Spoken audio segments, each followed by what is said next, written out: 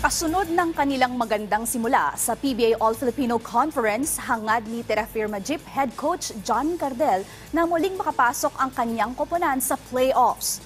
Yan ang ulat ni Daryl Oclares.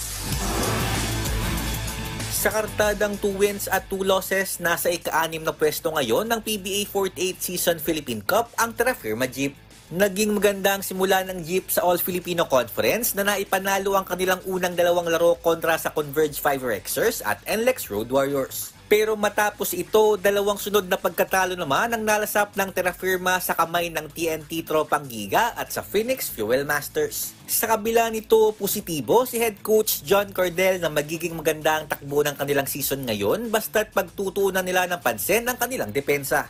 For not this All-Filipino talagang malaki ang chance na and with the addition of Holt, Stephen Holt, and some rookies like Ken Mark, then Isaac Ko and Luis Angalan. So medyo deep yung lineup, but still, siyempre makabata pa rin yan. Basta I told the guys na every game kailangan focus lang, especially on defense. Dagdag pa ni Cardel, target ng Terrafirma na makapasok sa playoffs na kanilang huling nakamit noong 2015-2016 Governors Cup.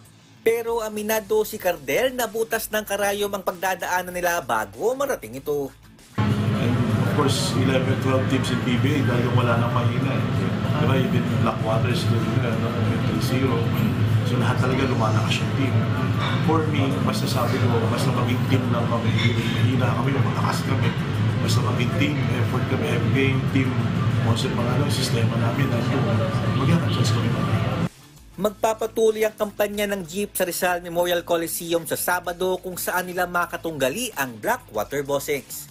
Daryl Oclares para sa Pambansang TV sa Bagong Pilipinas.